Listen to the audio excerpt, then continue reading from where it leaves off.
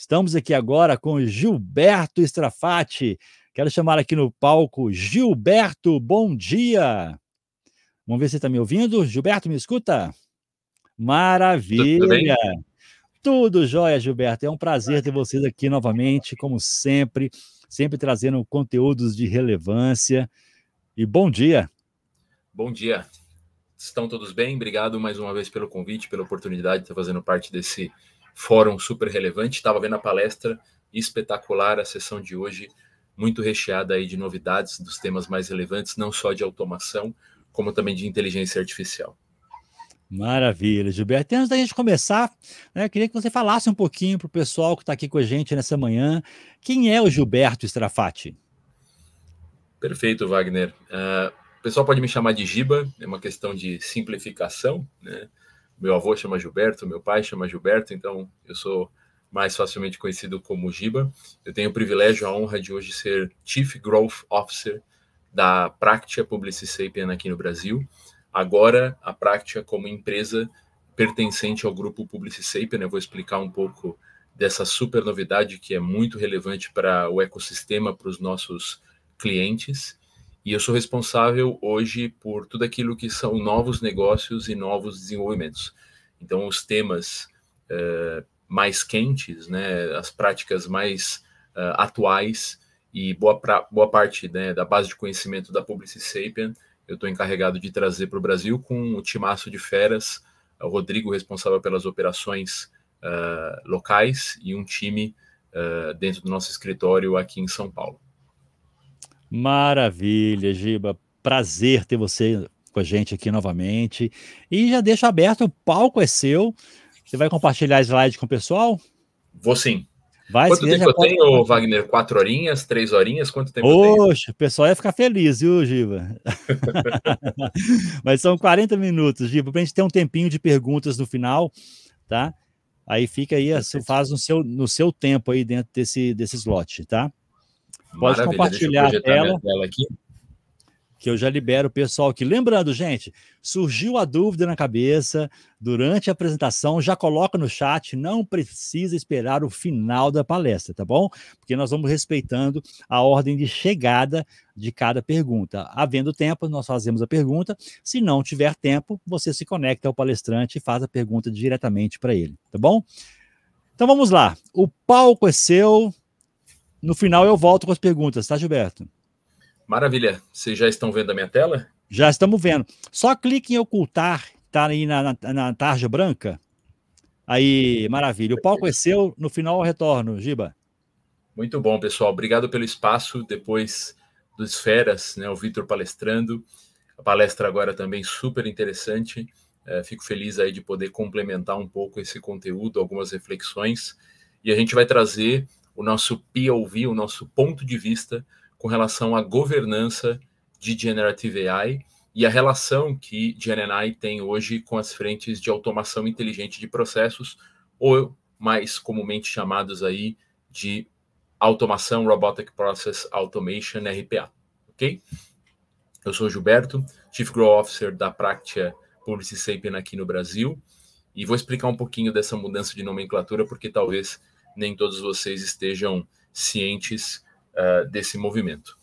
A Practia é uma empresa longeva, quase 30 anos de existência, né, tem origem na Argentina e uma presença em mais de 7 países na América Latina. A gente iniciou, eu fui o responsável pelo início das operações aqui no Brasil há mais ou menos 5 anos. E em abril do ano passado a gente concluiu uma fusão com a Publicis Sapient. A Publicis Sapient é uma das maiores empresas de tecnologia do mundo, pioneira e referência como uma consultoria estratégica.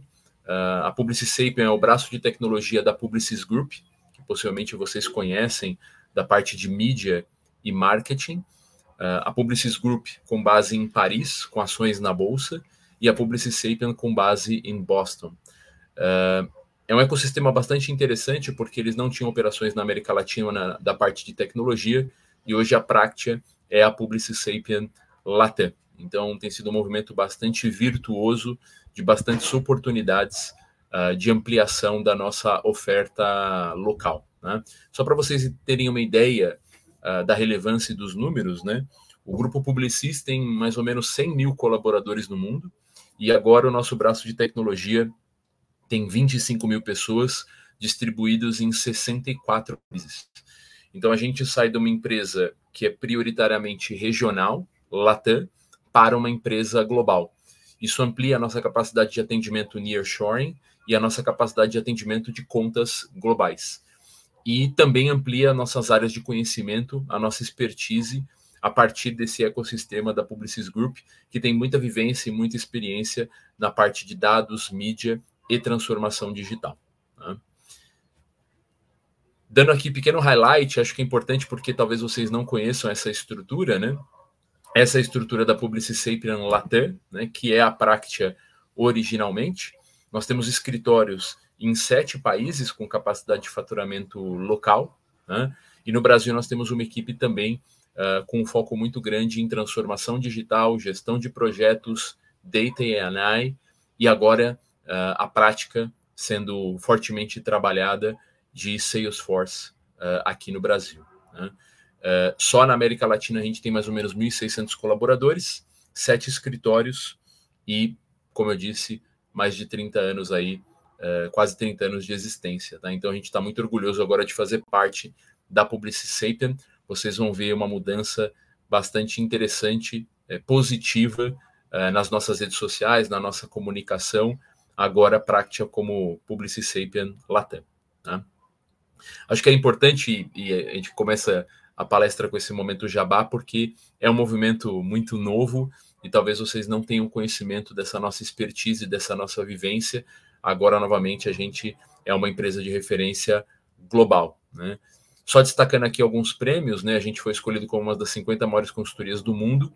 A gente tem premiações da Gartner e recentemente saiu o primeiro relatório da HFS relativo à GenAI, né? Empresas pioneiras em projetos de Generative AI, e a Publicis Sapient já apareceu nesse ranking como uma das empresas que mais tem conduzido projetos de Generative AI no mundo. É uma área de conhecimento nova, né? Mas a gente já tem um pioneirismo, uma vivência, uma experiência dentro deste mercado, né? E a gente atua aí com clientes blue chip nas mais diferentes verticais, né? Então, a gente tem tanto a estrutura das práticas, né, automação inteligente, Generative AI, práticas Google, Microsoft, AWS, e a gente também tem a especialidade de verticais com as contas globais.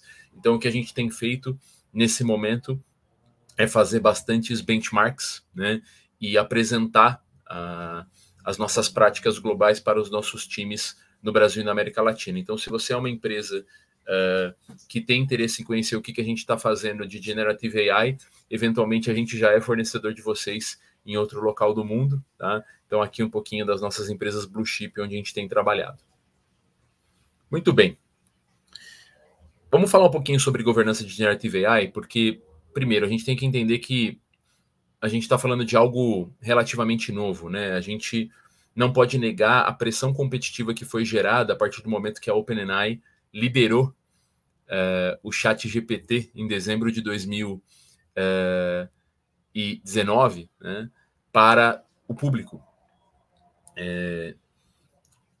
Talvez isso tenha sido até arrojado, em algumas avaliações até perigoso, né?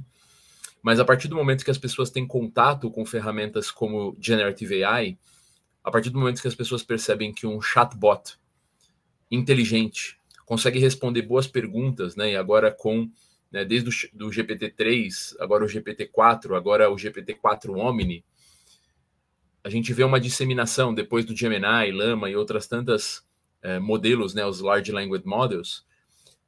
O nível de tolerância dos usuários ficou relativamente mais baixo com relação à qualidade da entrega e o nível de responsividade, flexibilidade e inteligência de soluções tecnológicas. E acho que esse é um ponto de partida bastante importante, pessoal. Normalmente as tecnologias elas eram discutidas em fóruns muito específicos e eram pouco tangíveis. A gente teve o boom do blockchain, né, que era uma discussão super tecnológica, super relevante, mas que do ponto de vista prático para o usuário final não gerava tanta mobilização. A gente teve, né, discussões importantes sobre o metaverso, né, investimentos grandes e algumas demonstrações, mas que também não geraram muitas mudanças no cotidiano da população, né, a vida nossa do dia a dia. Mas talvez uma mudança que seja mais significativa e que a gente tem que levar em consideração, sim, é que Generative AI está criando um novo paradigma que está mudando o comportamento das pessoas hoje. Então, diferente de uma tecnologia que está enclausurada dentro de uma discussão meramente tecnológica, aqui a gente está falando da mudança do comportamento do usuário e a mudança do nível de expectativa do usuário com relação ao nível de entrega. Né? Então, obviamente, o pessoal tende a subestimar, né, no longo prazo e subestimar no curto prazo, né? Mas a gente não pode negar que essa tecnologia tem algumas características diferentes de outras tecnologias. O primeiro é que ela está acessível hoje. Segundo, é que ela muda a forma como a gente trabalha hoje, né? E a terceira é que ela amplia o que a gente conhece como democratização. Ok? Então, não podemos subestimar o poder, né, dos Large Language Models, da IA generativa e dessas plataformas de inteligência artificial que estão tomando de assalto a nossa rotina. Novamente, estamos longe de ter, né, o que a gente chama de uma IA generativa generalizada, né, uma inteligência generalizada que teria consciência. Essa é uma discussão que nem vale, porque aí a gente teria que discutir o que é consciência e tudo mais. Mas hoje a gente já tem soluções tecnológicas que, num curto espaço de tempo, não eram imaginadas, né? E, novamente, elas estão acessíveis gratuitamente na mão dos usuários. Tá? Claro que, quando a gente olha no retrospecto de um país como o Brasil ou qualquer país do mundo, o nível de adoção ainda é baixo. Tá? Mas quando a gente fala principalmente do mercado corporativo e da bolha, né, das grandes capitais, e para o público, né, de classe média alta, a gente já vê uma mudança de comportamento bastante grande. É possível que boa parte da sua organização hoje esteja utilizando soluções de Generative AI, seja governado ou não por vocês, né, seja de maneira adequada ou não, utilizando boas ou melhores práticas ou não, e eventualmente você não está nem sabendo. A questão é como a gente aproveita essa tecnologia e como a gente faz uma medição efetiva de produtividade, né, e como que a gente reduz riscos e como que a gente prepara esse indivíduo que não teve essa formação de base dentro da sua graduação, eventualmente da pós-graduação. É algo muito novo e ele é disruptivo no sentido de que ele muda o paradigma de como a gente trabalha, tudo bem? Então, isso é o que a gente chama de uma revolução, né? Uma transformação é uma mudança rápida, né? Com direção. Aqui a gente tem uma mudança rápida que a gente não sabe muito bem a direção, até porque a gente tem visto um comportamento bastante complexo em termos de competição. A OpenAI, que deveria ser open, não é tão open assim. Você tem o Facebook agora se tornando Mr. Nice Guy, né, com modelos abertos, e a gente não sabe o que está por vir, né? E, novamente, o ponto para mim importante é que, seja do ponto de vista de levar a experiência do cliente, modernizar as organizações para dentro, ou gerar valor a partir de tecnologia e dados, que é o nosso modelo de transformação, a gente está falando de algo que está acessível hoje e a área de tecnologia ela é empurrada ou puxada. E aqui, pela primeira vez, a gente está falando que a gente está sendo pressionado pela expectativa dos usuários. Porque, novamente, eles estão acessando essa tecnologia, eles estão tendo contato com essa tecnologia e eles não vão admitir, né, qualquer coisa que não seja tão bom quanto a solução gratuita. Né? Ou seja, se o ChatGPT me responde adequadamente, mesmo que seja na versão gratuita, por que o chatbot, por que o meu robozinho, né, da minha organização, ele não é inteligente? Tá? Então a gente tem alguns desafios do ponto de vista de apropriação. Primeiro, para melhorar a produtividade das pessoas. E segundo, para a gente conseguir construir projetos. E a gente vai apresentar aqui para vocês um modelo de governança, tá? É uma discussão bastante ampla, mas como que a gente está enxergando aí a governança de GenAI atrelada à solução de RPA. Tá?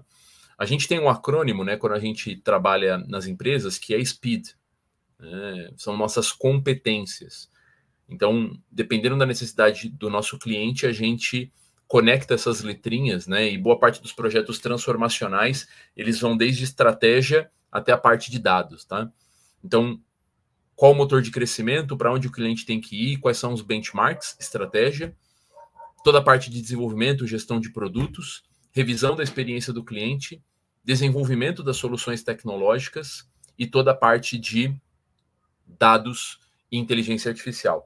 Diferente de outras grandes consultorias, a Publicis Sapient Practice, a gente vai desde a estratégia até colocar a mão na massa, né? Você tem eventualmente algumas consultorias que têm uma visão muito asséptica ou um advisory, né? Somente a parte de recomendação. A gente vai desde a parte de desenho da estratégia, né? De repensar o modelo de negócios do cliente, motor 1, motor 2, até de fato executar a transformação na ponta, né? Então a nossa entrega vai muito além do PPT. Né? A gente tem muita experiência dentro dessas áreas de conhecimento, né, dentro dessas nossas competências, e dentro da parte de Data e Engineering, a gente tem aí a parte de automação inteligente, né, e Generative AI. Então, obviamente, projetos transformacionais a gente vai utilizar todas essas competências, mas eventualmente os clientes, vocês, nossos parceiros, podem nos acionar conforme uma demanda específica. Mas acho que uma mensagem importante aqui é que, eventualmente, a Practia no Brasil era muito conhecida pela gestão de projetos de Data e AI e toda a parte de automação. Hoje a gente tem competências ponta a ponta e o meu papel é exatamente esse, né? Ser responsável por essas novas ofertas junto com o time de feras da Practia aqui no Brasil para entregar o máximo de valor. Tá? Então a gente hoje consegue conectar os nossos clientes a esse hub global e trazer boas e melhores práticas. Só reforçando, né, acho que é importante nesse momento de reapresentação, a gente continua com parcerias estratégicas, né, o IPF, Automation Anywhere, também IBM, né, nós somos parceiro Silver, na parte de automação, né, o IPF nós somos Platinum Partner, assim como Automation Anywhere, tá? E somos o SN pela IPF e VSP pela Automation Anywhere, ou seja, nós somos homologados para prestação de serviços a partir de um trabalho de auditoria, e temos uma parceria muito grande, né? Estamos aí numa fase bastante interessante com a Microsoft, com Gold Partners, Google Cloud e também a AWS. E também somos um dos maiores implementadores de Salesforce do mundo, né? E a gente tem algumas soluções, né? A gente tem alguns aceleradores bem interessantes, principalmente projetos que foram desenvolvidos junto com a Meta. Tá? Isso é um tema para uma outra conversa, mas a Meta, né, Facebook, WhatsApp nos contratou para desenvolver um projeto junto com a Salesforce de conversas persistentes. Então, a gente tem aí essa área de conhecimento que é bastante interessante e, eventualmente, os clientes aqui que estão nos ouvindo não nos conhecem nessa prática. Muito bem. Acho que o prólogo é esse, né? Nós estamos num momento super interessante e a discussão não é se a inteligência é inteligência, se ela tem consciência, mas, dado que nós temos uma tecnologia que está gerando uma pressão positiva sobre as áreas de tecnologia, né? Como que a gente avança na velocidade correta sem tomar riscos desnecessários, né? Muitas empresas, quando a gente fala de tecnologia, usam a estratégia copycat. Espera alguém na frente, deixa o pessoal bater a cabeça, né? Deixa que o mercado gere boas e melhores práticas, e a partir dessas boas e melhores práticas, acessa benchmarking e corta caminho. Essa estratégia copycat é uma estratégia que tem o seu papel, né? Ou seja, eu não vou ser o pioneiro de paradigma, porque os pioneiros, pontas de lança, eventualmente tomam muito risco e gastam, né, muito dinheiro, investem muito dinheiro e eventualmente tem uma taxa de retorno não necessariamente baixa, mas aqui novamente a gente está falando de uma tecnologia que está acessível hoje, e a gente não está falando de você treinar o seu próprio modelo, né? A gente está falando eventualmente de você pegar um modelo e fazer RAG. RAG, para quem não sabe, né? Você parametrizar e fazer um fine tuning de um modelo pré-existente para suas características. Você treinar um modelo como, por exemplo, um GPT-3, um GPT-4, ele demora de 5 a 6 meses e é um investimento da ordem de 20 a 50 milhões de dólares. Tá?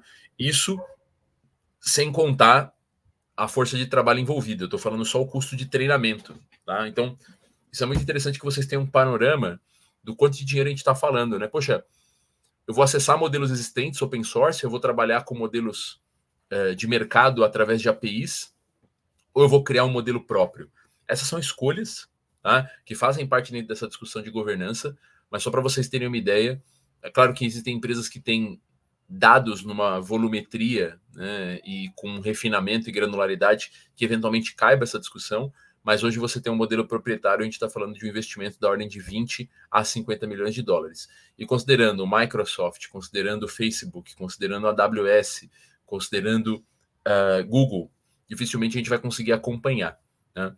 Neste tema, e isso é discutido dentro dos elementos de governança, boa parte do tempo que a gente está discutindo é como que a gente faz o fine-tuning de modelos pré-existentes para entregar o máximo de valor para a gente, tudo bem? Isso faz parte da discussão do modelo de governança. E aqui acho que é um ponto muito interessante. Nós estamos acessando boas práticas, tudo bem? Então, não estamos partindo do zero, né, e não estamos reinventando a roda. Uma coisa que eventualmente a gente faz muito mal quando a gente vai iniciar um projeto é partir da premissa que aquele problema é somente nosso. E partir daquela premissa que aquele problema é muito novo. Poucos clientes, poucas empresas, poucas pessoas fazem o que a gente chama de pesquisa exploratória e benchmarking, né? Como eu comentei, aquela questão de você fazer uma estratégia copycat, né, de você copiar e esperar as empresas falharem, né? Aqui nesse caso, tudo que eu estou falando, a gente está tomando como base o modelo de governança da Practia Publicis Sapient, a ISO 42000 e a ISO 27000. Tá? Então já existe uma norma, né, um manual de boas práticas, um Book of Knowledge, né, que a gente está acessando. Então já existe uma discussão sobre a 27001, segurança da informação, e governança de inteligência artificial, e isso já está estabelecido pela ISO. Tá? Não são sistemas de gestão ainda, a 42000 ainda não é certificável, né? A 27000 sim é. Então, hoje o que a gente tem feito é tomar como base a 42000 e a 27000 e as boas práticas de projeto para dispor para os nossos clientes. Então, se você tem interesse, né, em evoluir na prática de governança, a partir do núcleo de transformação digital ou a partir do COI já pré-existente, a gente tem esse modelo de implementação pré-existente, tá? E é fator crítico de sucesso que a gente estabeleça um modelo de governança inicial o mais rápido possível, né? Comitês são importantes em períodos emergenciais, tá? Porque a gente precisa se mover muito rapidamente, a gente não tem estrutura dedicada, para isso que existem comitês, né? Comitês são pessoas dentro de uma estrutura matricial part-time que vão apoiar, né, num determinado tema por urgência, e rapidamente a gente tem que mudar do modelo de comitê para um modelo de estrutura. Então, comitê em excesso vira procrastinação velada, né? Porque você não tem pessoas accountables, responsáveis, e a gente não consegue dar vazão, né? Então, a gente evolui de um comitê de governança multidisciplinar e logo depois a gente pivota, né, para um modelo de uma estrutura orientada à inteligência artificial, tá? E claro, se a empresa já tem um COI estabelecido, a gente não vai reinventar a roda, né? A gente vai partir do COI estabelecido ou das iniciativas de transformação digital. E claro que parte ainda continua sendo multidisciplinar, né, mas a gente vai definir uma estrutura dedicada. Muitas empresas, inclusive, já têm um modelo, né, já tem executivos dedicados à frente de inteligência artificial, né, e a nomenclatura dos CIOs aí, né, dos CAIs, tá? Chief Artificial Intelligence Executive, né? A terminologia ainda está sendo cunhada, mas algumas empresas já estão colocando esse papel desse executivo, inclusive no C-Level, tudo bem? Quando a gente fala de uma organização empoderada por inteligência artificial, a gente está falando de 3 aspectos. 1, como que a inteligência artificial melhora a experiência do cliente. 2, como que a gente melhora as operações internas. E 3, como que a gente democratiza e permite que as pessoas consigam acessar essas soluções.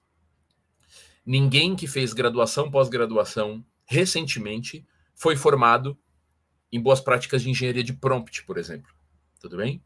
Então, tudo isso que a gente está falando, né, de fine-tuning, RAG, como que você faz um ajuste de um modelo pré-existente, como que eu treino um modelo, tudo isso são aspectos muito novos e está na fronteira do conhecimento. Claro que Generative AI ainda é um modelo de inteligência artificial, que, diferentemente de um modelo onde você programa, né, ele é generativo, né? Então você não consegue prever o comportamento. Tá? A gente pode depois discutir embeddings, tokens e todas essas características, né? Mas não é uma composição de if e else onde você, dado x tem y, né? Mas dependendo das condições dos tokens, você vai ter respostas diferentes. E esse fine tuning, né, que a gente chama de problema de alinhamento, inclusive eu estou com um livro aqui muito bom, Human Compatible. Tá? Esse livro aqui é do Stuart Russell e foi recomendado pelo Daniel Kahneman. É um baita livro, só tem em inglês, e ele fala exatamente do problema do alinhamento das inteligências artificiais e como que a gente faz esse fine tuning, né? E qual viés que a gente está trazendo a partir dos modelos de treinamento generativos que a gente tem. Mas uma empresa empoderada, né, ou potencializada por IA, ela vai olhar esses três aspectos: como que eu melhoro a experiência do cliente, como que eu melhoro as operações internas e como que eu preparo a força de trabalho para poder executar esse trabalho. Legal? Esse é o nosso modelo de governança, baseado na 42.000 e na 27.000. Então, existem algumas camadas, e obviamente vai depender, né, tem idiosincrasias, né, tem particularidades, dependendo do momento que a empresa está, dependendo do momento que a sua empresa, a sua organização tem de maturidade, a gente vai definir as estruturas, as rotinas e os processos específicos. Mas a gente pode discutir muito rapidamente, aqui eu estou falando em alto nível, né? Você tem uma camada de discussão que é ética, você tem uma camada de discussão que é de governança e gestão de riscos, você tem uma camada que são os direcionadores, tá? E você tem os enablers, ou facilitadores, ou potencializadores, tá? E eu vou passar rapidamente por cada um deles. Então, esse é um modelo que a gente implementa nas empresas através de um trabalho consultivo. Estamos reinventando a roda? Não. Estamos tomando as boas práticas de projetos que a gente já construiu e tomando como base a ISO 42000 e a ISO 27000. Inicialmente, um comitê multidisciplinar e depois, rapidamente, a gente tem que evoluir para uma estrutura dedicada, porque, né, daqui para frente, com certeza, cada vez mais a gente vai ter organizações orientadas à inteligência artificial. Tá? Primeira questão de ética, né? Nesse livro aqui, o Human Compatible, depois eu posso citar outros livros, são livros bem recentes, tá? Não tem nem em português, que estão discutindo essas questões do viés e do alinhamento, né? Quais são os princípios que vão regir o uso da inteligência artificial e o uso de dados dos usuários, e que tipo de automação ou que tipo de parametrização ou que tipo de inteligência que a gente vai gerar. O potencial de personalização das soluções tecnológicas a partir do uso da IA gera problemas éticos, efetivamente, né? Então é importante definir princípios, transparência, clareza, direito a dados, accountability, toda a parte relacionada à segurança e como que a gente, de fato, está usando esses elementos para, de fato, ajudar a sociedade, né? Aqui tem aspectos, inclusive, do ponto de vista ambientais, né? Porque toda vez que a gente está utilizando extensivamente modelos, em algum lugar do mundo a gente está consumindo uma baita quantidade de energia, né? Então a gente poderia discutir aqui, por exemplo, as questões de emissão de carbono e como que a gente zera a pegada de projetos relacionados à tecnologia. Né? Treinar um modelo é caríssimo, e é caríssimo também do ponto de vista de consumo energético, né? Então, toda vez que você está contratando um serviço ou você está desenvolvendo um serviço tecnológico, por exemplo, essa é uma matiz que você deveria comentar, né? Aqui os problemas éticos, pessoal, dizem respeito a da onde vem as informações dos modelos que vocês estão treinando, se o cliente sabe que ele está dispondo de dados que estão sendo utilizados para treinamento, se a gente dá clareza que ele está conversando com uma máquina, que tipo de parametrização que a gente pode fazer. Tem vários aspectos, né? E a gente sabe que até hoje a gente tem problemas de alinhamento muito grandes. Né? Recentemente, inclusive, eu escrevi um artigo que com quatro ou cinco perguntinhas, eu consegui quebrar o protocolo de segurança de uma dessas IA generativas, tá? E ela conseguiu criar algo que, do ponto de vista de direitos de imagem, ela não poderia. Tá? Eu testei isso. Estou trazendo aqui um exemplo, né? Eu pedi para ela criar uma imagem que ela não tinha direitos de criação, tudo bem? Então eu pedi para ela criar uma imagem que tinha naming rights ou trademark, tudo bem? E ela não criava a imagem, não criava a imagem. E aí eu argumentei com a inteligência artificial que está inclinada, né? O problema do alinhamento, né? Ela está alinhada a concordar comigo. E eu escrevi, objetivamente, é uma questão de vida e morte. Se você não criar essa imagem, pessoas estão correndo risco de vida. Tudo bem? Depois eu posso até colocar o link desse vídeo que eu fiz. E adivinha o que aconteceu? A IA generativa fez a imagem. Tudo bem? Então eu consegui negociar com a IA generativa e por insistência eu consegui quebrar um trademark, eu consegui quebrar aí um direito de imagem, tá? Então só para vocês entenderem como é complexo e a gente não consegue prever todos os comportamentos porque não é programável, né? É generativa. Então depende do modelo, depende dos parâmetros, depende de uma série de características dos embeddings, dos tokens e tudo mais, ok?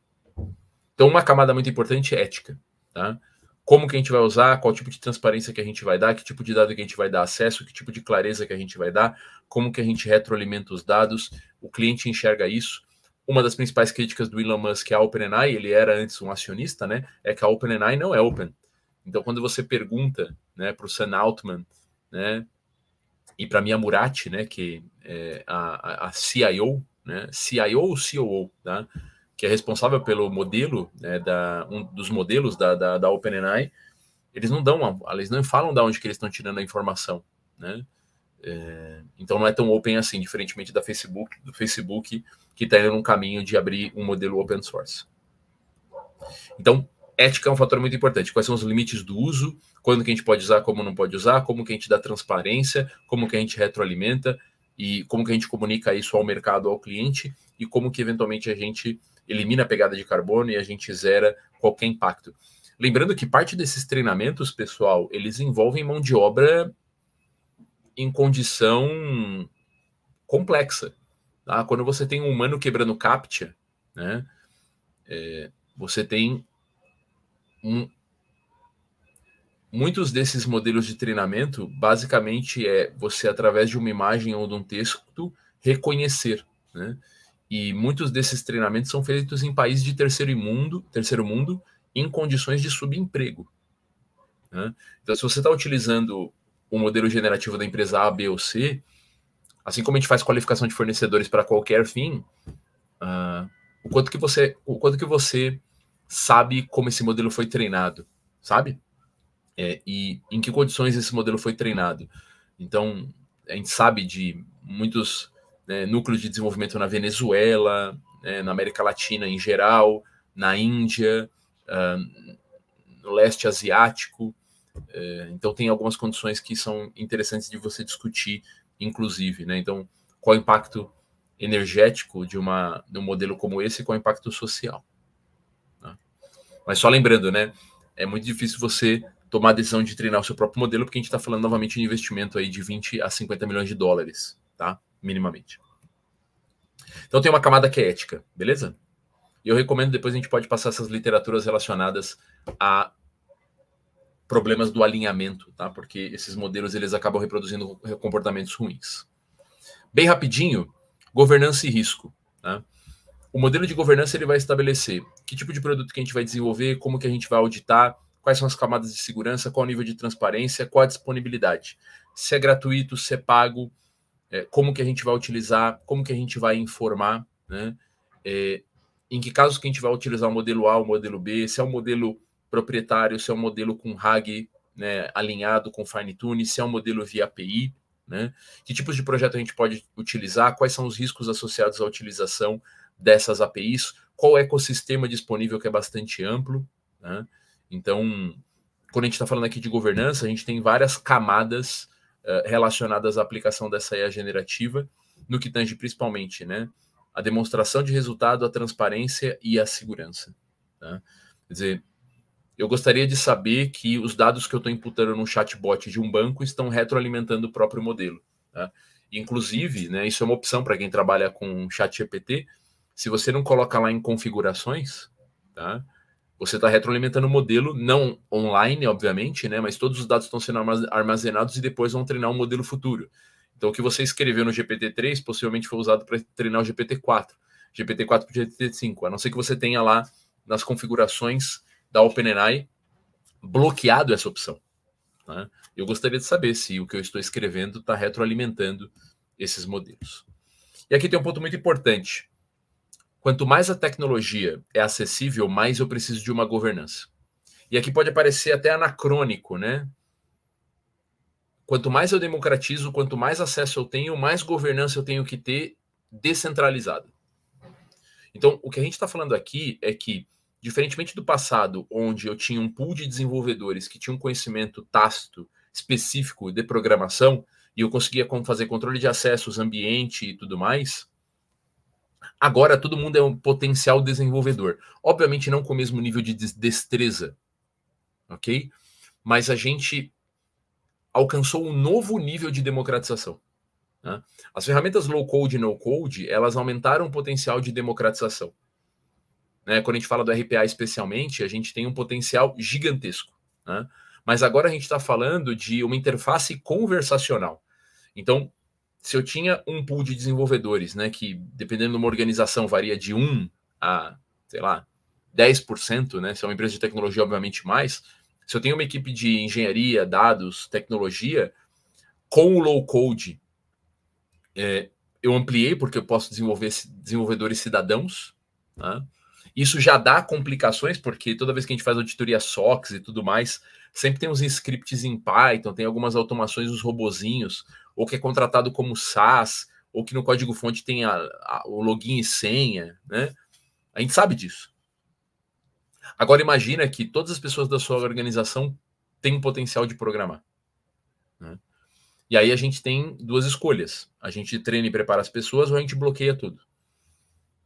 Agora vem a pergunta, né? Se eu tomo como escolha bloquear o acesso a um chat GPT, o quanto que eu estou perdendo de vantagem competitiva? Tá? Um estudo demonstrou que se você pegar 3 grupos de pessoas, tá? E aí eu já vou encaminhar para a parte do comitê, né, da estrutura. Se você pegar 3 grupos de pessoas, uma que não foi treinada em engenharia de prompt, para tarefas administrativas, tudo bem? Esse relatório eu até publiquei no meu LinkedIn, depois eu posso trazer para vocês a referência. Um grupo de pessoas que não foi treinado, que não está utilizando IA generativa, um chat GPT da vida. Um grupo de pessoas que está usando, mas não foi treinado. E um grupo de pessoas que está usando e foi treinado, você não tem diferença estatística entre esses dois, em termos de produtividade. Mas quando você treina as pessoas, você tem, né, em média, 20% de aumento de produtividade para mais, né? Depende do intervalo de confiança. Então não adianta você colocar a ferramenta na mão das pessoas. Você precisa dar a ferramenta e fazer um trabalho de treinamento. Por isso que dentro do modelo de governança, a gente vai falar sobre democratização. Né? Antes disso, eu queria falar um pouquinho sobre o que a gente enxerga como principais elementos direcionadores da IA generativa. Primeiro, desenvolvimento de conteúdos. Hoje, objetivamente, o que a gente tem é uma redução do tempo de desenvolvimento. Então, eu vou dispor de conteúdos, materiais, marketing, e-books, artigos, papers, enfim, relatórios, com menor tempo, porque eu estou utilizando uma IA generativa para me apoiar. No futuro, você não vai criar o conteúdo vai ser puxado pelo cliente. Então não faz sentido você criar conteúdos, todo o conteúdo vai ser sob demanda. Só para vocês terem uma ideia de qual o limite, né? A gente está falando de, eu quero assistir um filme na Netflix, eu quero que seja um filme com Tom Cruise, eu quero que ele corra no filme, porque ele sempre corre no filme, e eu quero que tenha a Cameron Diaz, e eu quero que tenha o Marlon Brando, que já morreu. E esse filme vai ser de aventura. O futuro esse filme vai ser criado automaticamente para a minha demanda. Ou seja, o conteúdo ele vai ser totalmente puxado. Ao invés de eu consultar um filme pré-existente, que obviamente vai continuar existindo, o futuro da geração de conteúdo é eu ter conteúdos totalmente personalizados. Então, o futuro da Netflix, da Max, da Disney Plus, né, de todas essas grandes plataformas, é conteúdo 100% personalizado. Ou seja, eu quero ver um filme do Tom Cruise que ele está no Brasil, entenderam? olha o nível de revolução que a gente está falando. Segundo aspecto, desenvolvimento de software. A gente está falando prioritariamente hoje de redução de custo de desenvolvimento. E a gente está falando, como eu disse, de pelo menos 20% de tempo de redução hoje, desde que as pessoas estejam treinadas. No futuro, o software vai ser on demand. Ou seja, eu quero uma aplicação, um script, uma necessidade, eu vou criar o código do software sob demanda. Então eu não vou ter o desenvolvimento de software empurrado para as áreas de negócio. Ele vai ser totalmente puxado. A gente trabalha de uma maneira preditiva e a gente coloca software com muito mais funcionalidades e a gente tem um problema de adoption, de adoção. No futuro, todas as camadas de desenvolvimento e personalização vão ser sob demanda. Isso é o tamanho da revolução que a gente está falando. Você vai ter um backbone principal, né, uma estrutura principal, e todos os aspectos, né, que permeiam vão ser totalmente personalizáveis, tá? Sob demanda. Então, 100% dos softwares do futuro serão personalizados. Eu estou falando aqui de grandes plataformas de CRM, RP, indo nessa direção. Tudo bem? Quando eu estou falando de interface generativa, acho que esse é um aspecto muito importante, né? Hoje eu tenho interface conversacional utilizando essas IA generativas e, no futuro, a vantagem competitiva é a gente conseguir colher dados. Tá? Então, na verdade, como que eu uso essas interfaces para colher dados de comportamento dos meus clientes para entender o que ele está perguntando. Então, eu não estou mais preocupado em responder, eu estou preocupado em entender a dor e como que eu retroalimento esses modelos para que eles sejam cada vez mais inteligentes. Então, a questão de você ter um terminal e dentro do comitê de ética discutir como que você retroalimenta esses dados, cria uma vantagem competitiva. Quais são as dúvidas dos seus clientes? Né? A gente faz isso manualmente com um PA qualificador em call center. A ideia é que a gente tenha esse data lake gigantesco para entender quais são as dores dos nossos clientes. E por fim, hoje a gente tem trabalhado, né, robôs mais inteligentes, onde os LLMs, os Large Language Models, ajudam na interpretação de textos e imagens. E no futuro, basicamente, a gente vai ter todo o nosso ecossistema as a service num computador. Né? A gente viu, né, o Recall, que é uma solução que a Microsoft apresentou, que está sendo muito polêmica, né? Mas basicamente, só para vocês terem uma ideia do que é essa solução que a Microsoft vai lançar dentro do Copilot, ele vai gravar tudo que você está fazendo no seu computador. Parece que é um storage de 20 GB, ele fala que não vai para a nuvem, tá? Então fica dentro da máquina, a ver, tá? Mas tudo que você está fazendo na sua máquina, ele grava. E você vai ter um terminalzinho no Copilot e fala, cara, teve um dia que eu fiz uma reunião com o fulano, me leve para essa reunião. E ele vai achar o dia da reunião e ele vai puxar aquela gravação daquele momento. Tem um período, acho que é 90 dias que ele vai gravar, mas o nível de produtividade que a gente vai ter com essas ferramentas é um patamar completamente diferente. Né? Então, diferentemente de robôs trabalhando autonomamente, cada vez mais a gente vai ter human in the loop e a gente vai ter uma interface em homem-máquina, né, aumentando o potencial das duas soluções. Legal? Tranquilo até aqui, pessoal? Vou para a parte final, tá bom? Deixa eu só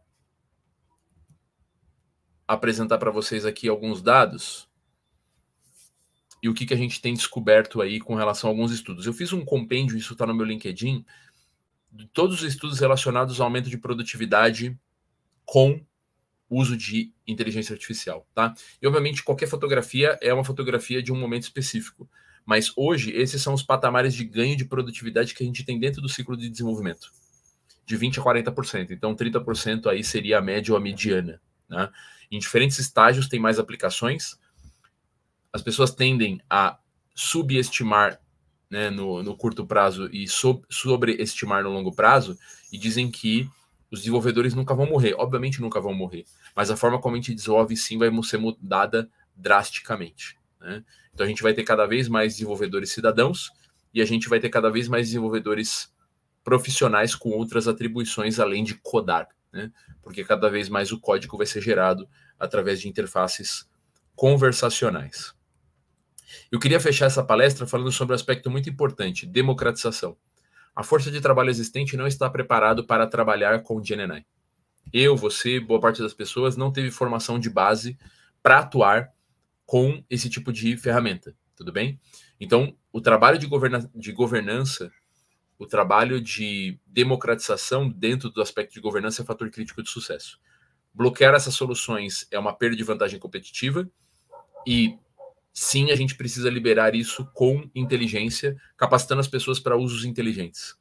Então, novamente, a gente está falando de ganhos de produtividade da ordem de 30%. Qual empresa não quer ser mais produtiva da ordem de 30%? Tudo bem? Fazer mais com o mesmo ou fazer mais com mais, né? Nós precisamos dar acesso, nós precisamos preparar as pessoas, né?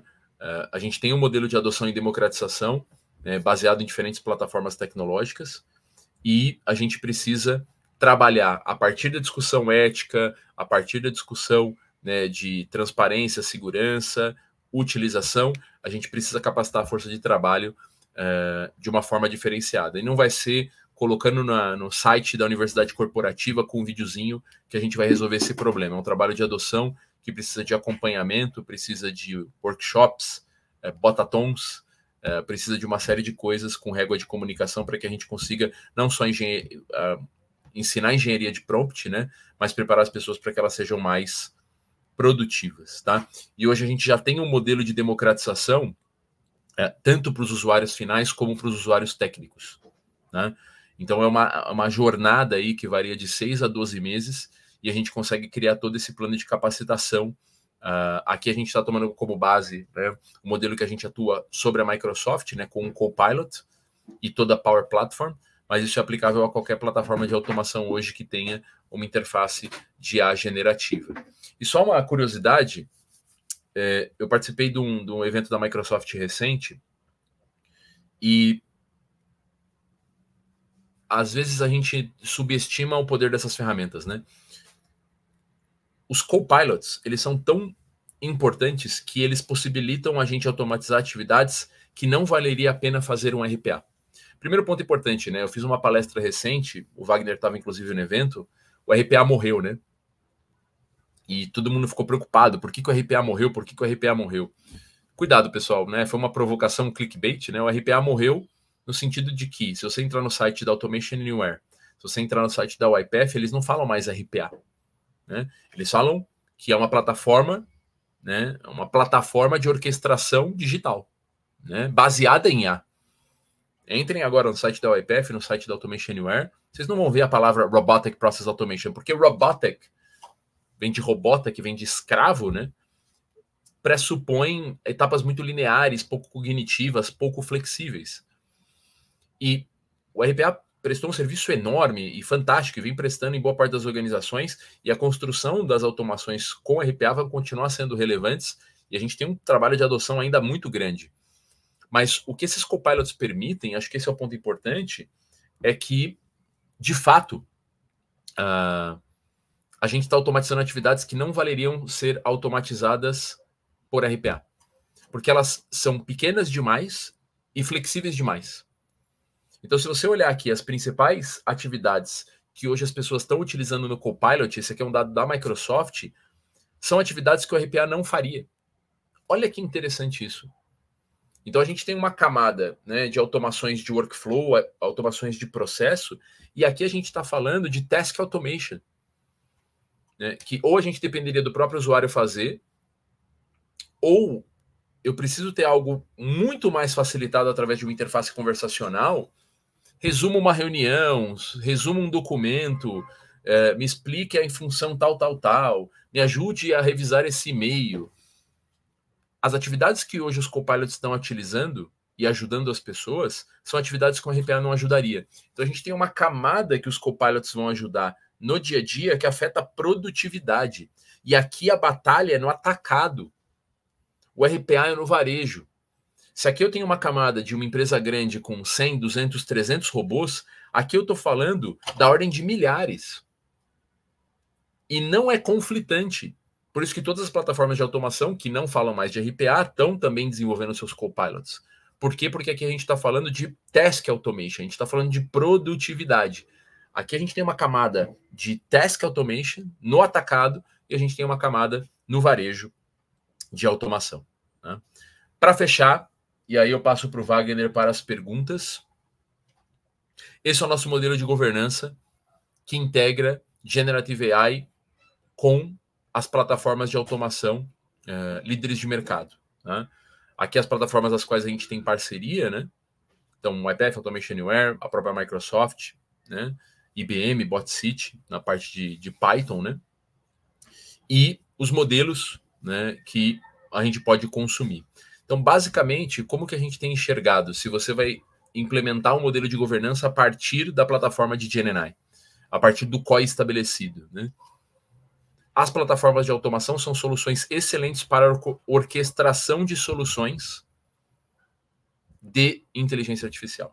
Tá? E através de APIs de modelos prontos, seja Microsoft, seja OpenAI, seja AWS, sejam modelos abertos como Llama, seja Gemini e Vertex AI, modelos proprietários que podem ter o RAG, né? Ou seja, treinados e alinhados, a gente consegue entregar resultados rápidos. Para vocês terem uma ideia, tá? Poderia trazer aqui o caso, mas a gente desenvolveu um projeto, né, de interpretação de desenhos muito complexos na parte de texto e imagem, tá? Que há 6 meses atrás era impossível de ser feito. E a gente desenvolveu esse projeto em 6 semanas, com uma assertividade de 90%, utilizando RPA mais IA. Novamente, o que eu estou dizendo é o seguinte: muitas coisas que a gente reprovou no backlog, muitas coisas que não poderiam ser feitas no passado recente, hoje podem ser feitas. E podem ser feitas de maneira muito mais barata. Tanto que a nossa recomendação é revisite o backlog de coisas que vocês reprovaram. Porque muitas coisas hoje podem ser feitas num curto espaço de tempo, porque através dos Large Language Models, e aí se a gente está falando de um modelo multimodal, não só para texto, uma imagem e agora também áudio e futuramente vídeo, né? Muitas coisas que não poderiam ser feitas há pouco tempo atrás agora podem ser feitas. Né? Então, hoje a gente usa as plataformas de automação líderes de mercado como grandes plataformas de automação e a gente está definindo que 2024, 2025 é o ano dos grandes pilotos. O que a gente está apontando para as organizações é que vocês precisam colocar o pezinho nessa água. Tudo bem? E a melhor forma de você colocar o pezinho nessa água é através da integração de RPA com IA. Tudo bem? Porque através de robôs que fazem extrações de textos, imagens e fazem toda a parte de workflow, com o modelo de IA generativa, a gente consegue gerar resultados extraordinários no curto espaço de tempo. E o modelo de governança vai evoluindo conforme vocês tiverem contato com esses projetos. Novamente, estou postulando aqui, tá? Qualquer organização que está enxergando esse movimento deveria estar trabalhando de pilotos, com pilotos este ano.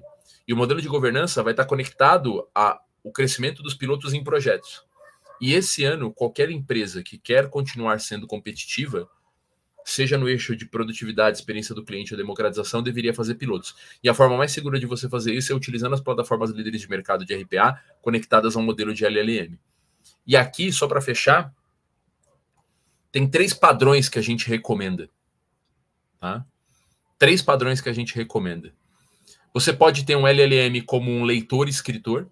Então eu tenho a fonte de dados, robozinho, colhe esses dados e eu jogo no LLM. E ele lê e escreve e responde. Então eu tenho o LLM como motor de interpretação mais refinado. Pode corrigir texto, pode fazer interpretação, né? Eu consigo fazer um fine tune. Eu posso ter um modelo onde o LLM ele analisa um contexto, gera informação e dá um encaminhamento de uma ação para um segundo robô. Tudo bem? Ou eu tenho o terceiro modelo, que são os copilots, onde o humano está trabalhando junto com o LLM, tá? Para ter melhores respostas. Tá? Então, hoje a gente tem um modelo de discovery orientado a GenAI que considera essas 3 particularidades. E, novamente, para terminar e passar para o Wagner, esse é o ano dos pilotos. E a forma mais segura que você tem para iniciar um piloto com IA generativa num curto espaço de tempo é utilizando a plataforma que você tem no mercado, a plataforma de RPA que você tem de escolha e utilizando um LLM através de uma API com algum fine-tune, com algum RAG ou não, para gerar resultados de curto prazo.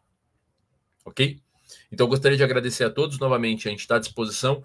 Aqui tem um conteúdo, eu falei para o Wagner, né? A gente tem conteúdo por umas 4 horas, tem muito mais profundidade. Eu passei por alguns slides, ocultei vários aqui, e é um trabalho que a gente faz de implementação de governança e desenvolvimento de projetos, seja para a parte de discovery, seja para a parte de desenvolvimento, seja para a gente apresentar casos de uso, a gente está à disposição de vocês. E, novamente, vamos devagar porque a gente tem pressa. O mercado está colocando pressão nas áreas de tecnologia. Lembrem-se disso. O usuário final está tendo contato a soluções que são melhores do que as oferecidas pela sua empresa. E o nível de tolerância de pessoas que têm acesso a experiências melhores, quando tem gratuitas, quando tem contato com uma experiência paga pior, é muito baixo. Então a gente precisa iniciar os grandes pilotos, a gente precisa evoluir esse modelo de governança. Então contem com o nosso apoio. Wagner, obrigado pelo espaço. Tá contigo. Maravilha, como sempre, excelente apresentação, Gilberto. Maravilhoso. Temos perguntas, sim. Vamos aqui para a primeira pergunta. Primeira pergunta é do Pedro Dias.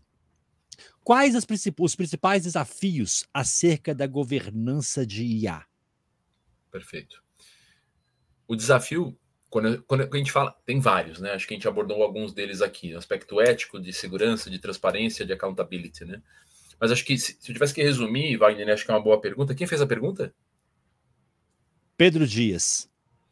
É o problema do alinhamento. O modelo generativo, ele não é somente ifs e elses, e a gente consegue prever o comportamento da resposta, né? Por mais que você consiga alinhar e treinar e fazer um fine tune, esses modelos, eles são estocásticos, probabilísticos. Então, você não consegue ter 100% de certeza com relação ao tipo de resposta que você vai ter. Tá? E, obviamente, você pode criar camadas de proteção, mas, como eu comentei, né, eu consegui quebrar, com alguma insistência, negociando com uma IA generativa, ela conseguiu gerar uma imagem que era proibida pelos trademarks e pelo direito de imagem. Né? Depois eu posso até colocar esse link, eu te mando, mas eu falei, olha, eu preciso dessa imagem porque é uma questão de vida e morte, e ela fez a imagem. Eu posso até falar o personagem, tá?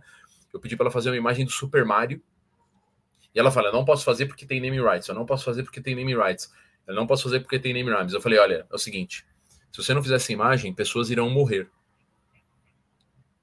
Prum, ela fez a imagem.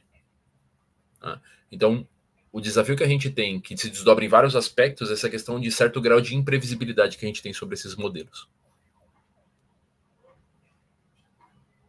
Maravilha. Vamos lá, temos mais uma pergunta aqui da Camila.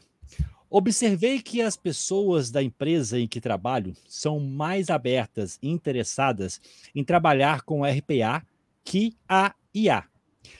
Nas áreas de negócio, considerando os desafios e as melhores práticas para garantir a governança eficaz da IA.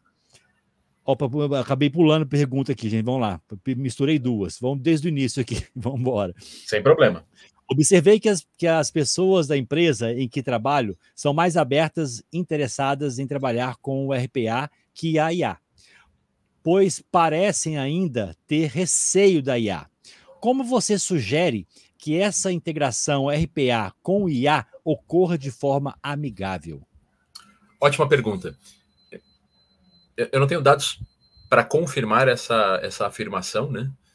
Eu tenho a percepção que hoje, e até pelos números da própria OpenAI, né, de recorde de acessos e de usuários em 24 horas, que comparativamente às plataformas de RPA, as interfaces, né, como o ChatGPT, tomaram de assalto, e agora com os copilots da Microsoft, a gente vê muito mais usos. Então, acho que só um aspecto primeiro, né? Eu acho que as pessoas estão muito mais utilizando essas soluções no dia a dia do que RPA, porque, primeiro, elas são gratuitas e, através de interfaces conversacionais, elas são muito mais amigáveis. Lembra, né? Eu abro uma camada de democratização bizarra, né? Porque se eu tenho uma camada de citizen developers que precisam conhecer minimamente a lógica de programação, né? VBA, programar minimamente, aqui eu estou falando de pessoas com nenhum grau de entendimento e estão, né, programando e fazendo automações com base em interface conversacional. Então, acho que a minha percepção é que as pessoas estão utilizando, mas não estão falando. Ou seja, empresas que bloquearam, as pessoas estão usando o celular. E as pessoas estão colocando documentos sensíveis dentro desses modelos e novamente, a minha principal preocupação é a perda de produtividade associada à perda de vantagem competitiva. Então, o meu entendimento, e como eu falei no final, a melhor forma da gente começar é fazer esse ano grandes pilotos. E utilizar a plataforma de RPA como um orquestrador de projetos de IA generativa, para mim é um key win. Maravilha. Temos mais aqui, ó. Gente, peço desculpa, aquela hora acabou que eu fui ler a pergunta da Camila, entrou a pergunta do Evandro no meio e substituiu, comecei a ler do Evandro. Agora é a do Evandro, tá? A pergunta do Evandro.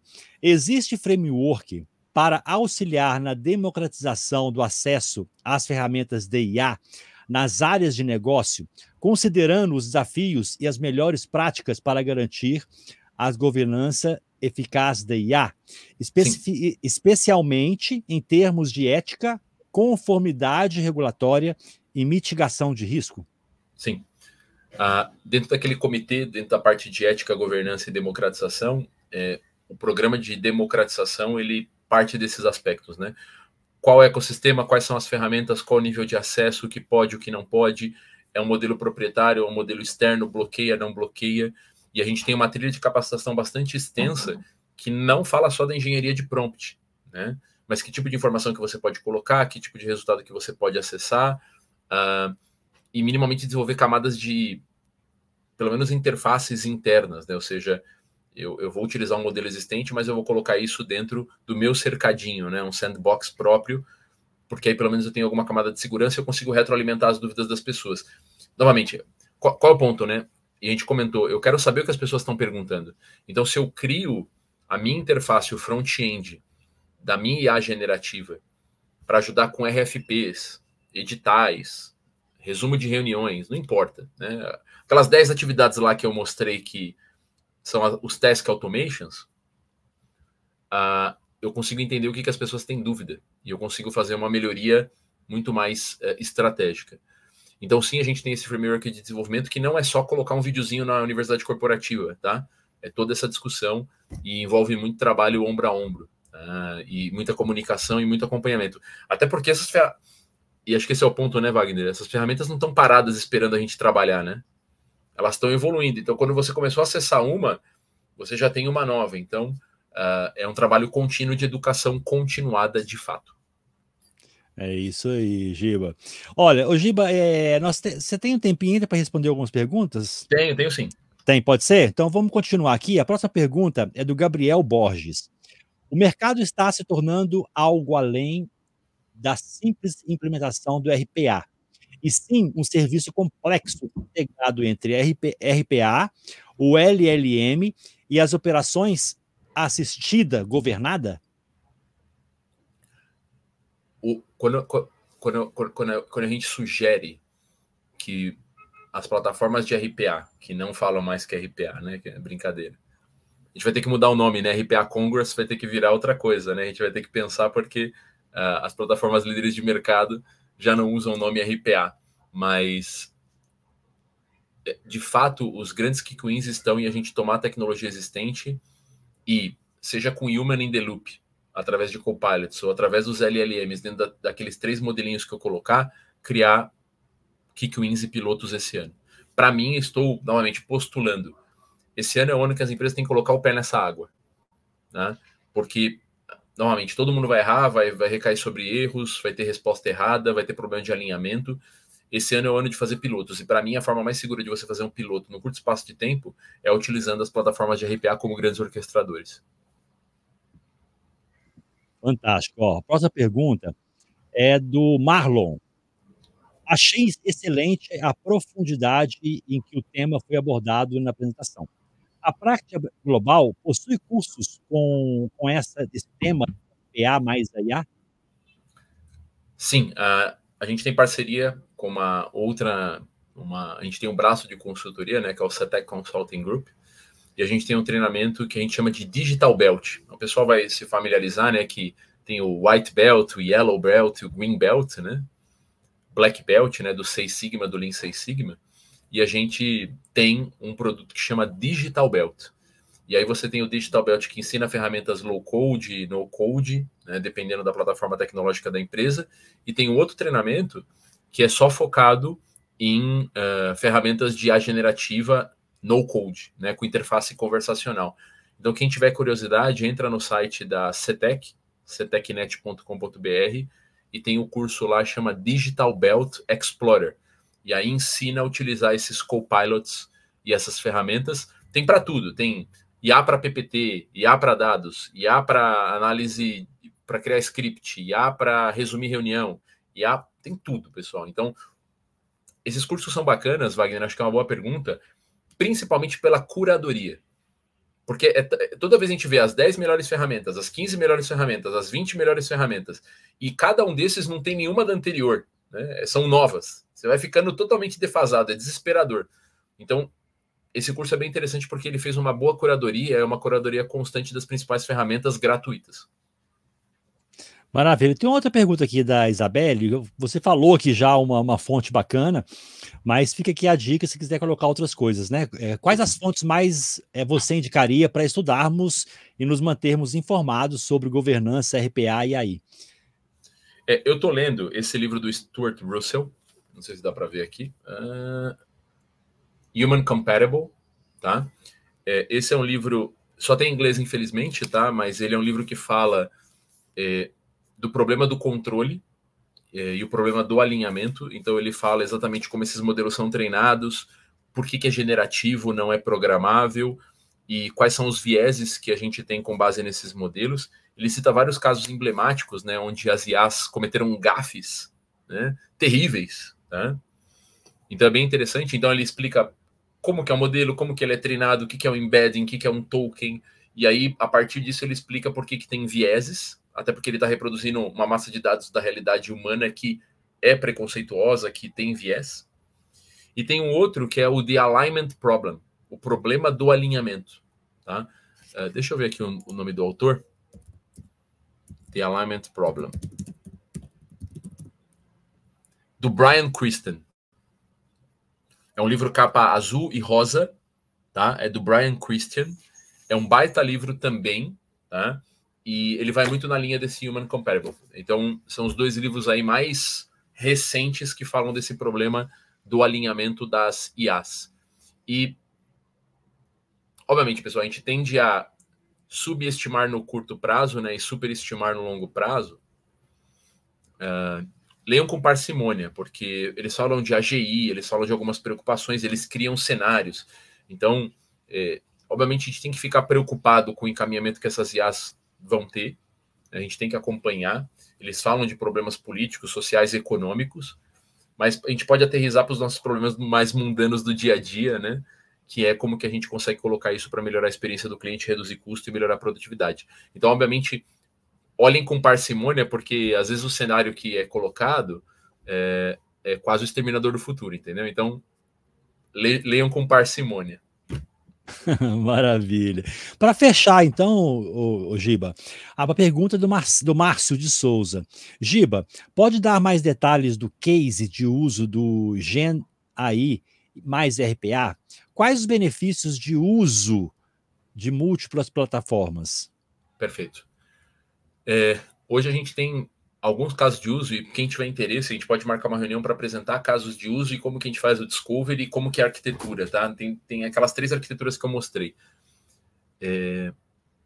Principalmente a gente está falando de problemas que eu tenho alto grau de flexibilidade e problemas que eu tenho questões de interpretação de texto ou imagem, né, ou os dois, seja com modelos pré-treinados ou modelos pré-treinados com alinhamento RAG, a gente consegue ter uma velocidade de desenvolvimento que era impossível há 6 meses atrás. Tá? Então, em geral, o que a gente tem feito é conectar esses LLMs através de API com o motorzinho da automação, e a gente faz interpretação de texto, input, output, interpretação de imagem, input, output. Mas, assim, o game changer, e Márcio, obrigado pela pergunta, eram coisas que eram impossíveis de serem feitas 6 meses atrás, porque a quantidade de regras de negócio era tão grande qual que é a premissa da RPA, pessoal? Estamos entre amigos aqui, né? Regras de negócio clara, processo bem definido, entradas e saídas estáveis, né? E a dificuldade que a gente tem do RPA é que os processos são muito dinâmicos. Então,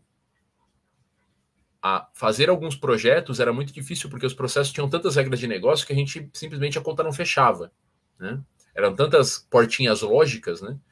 Então, o LLM ele dá uma flexibilidade, uma robustez a uma solução de RPA, principalmente na parte de interpretação de textos e na parte de interpretação de imagens, tá?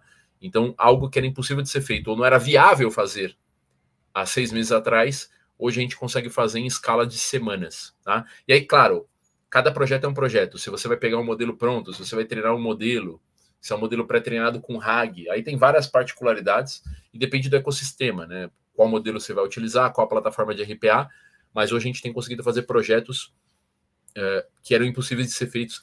Acho que essa é uma mensagem importante, tá? Hoje estamos fazendo projetos que eram impossíveis de ser feitos 6 meses atrás. Fantástico. Ô, Giba, tem um pedido aqui, se você tem aí o link do site de cursos que você comentou. Deixa eu ver aqui. Eu tenho aqui, deixa eu só...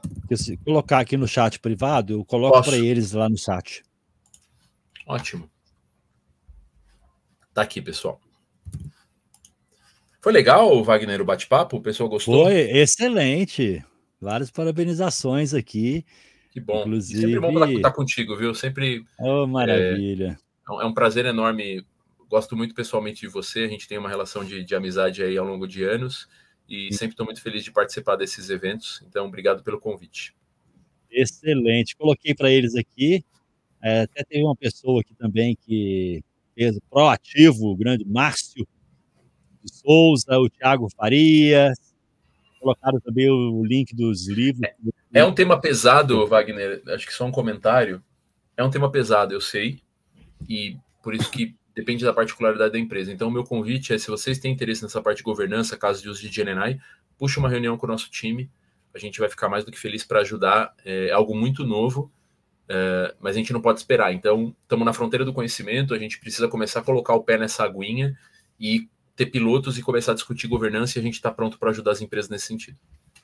Excelente. Então, parabenizando aqui, ó, muito bom, excelente conteúdo, parabéns, Giba, o João Calilpe, o Rodolfo Menegassi, muito interessante a apresentação, complexo, como você falou aí agora, né? Sim. O Wanderson, excelente, parabéns, Jefferson, obrigado pelo link. Ô, Giba, quero deixar aqui aberto agora para você despedir desse público maravilhoso que está com a gente até agora, a 12h15. Bom, primeiramente, novamente agradecer, Wagner, pelo convite. Teve uma flexibilidade, né? Eu ia iniciar às 9h, a gente conseguiu ajustar para as 11h. Agradeço aí a parceria. Novamente, é um momento ímpar, porque essa tecnologia está acessível para o usuário final. Então, não subestimem a mudança que a gente está vivendo, né? Se você não está maravilhado ou preocupado ou ansioso com essas mudanças, é porque você morreu por dentro. Claro que a gente tem que fazer isso com parcimônia, com cuidado, com atenção, mas a gente está passando de fato por uma revolução significativa. É um novo paradigma de produtividade. Tá? Não subestimem a mudança que a gente está vendo. A discussão não é se é um AGI, se a inteligência artificial tem consciência. São discussões filosóficas mas a gente está falando de ferramentas que estão acessíveis hoje, para o usuário final. Essa é uma mudança que a gente nunca teve, né? Blockchain, metaverso, ficava muito enclaustrado, né? Ficava dando um claustro e fechado para um público muito pequeno. Então, o nível de exigência que a gente vai ter dos usuários hoje com relação à tecnologia é outro. Tá? Então, a gente vai sofrer uma pressão por comparação e acredite, em empresas que estão correndo e se movimentando nesse sinal. Então, seja o eixo de democratização, governança, pilotos, eu entendo que qualquer empresa hoje está atrasada. Então, vamos devagar porque a gente tem pressa. Esse é o ano de fazer os pilotos e começar essas iniciativas. Maravilha, Gilberto. Em nome da AB Info, Gilberto, e também do Instituto Information Management, né, e da minha pessoa, Wagner Drummond, deixo aqui a nossa gratidão por você estar com a gente nessa edição de junho do RPA AI Líderes, e com certeza nos encontraremos em próximos eventos aí, tanto presenciais quanto de forma remota. Muito bom, querido. Obrigado, bom revê-lo. E, pessoal, obrigado pelo espaço. Maravilha, Gilberto. Um abraço e excelente dia para você. Amém. Tchau, tchau.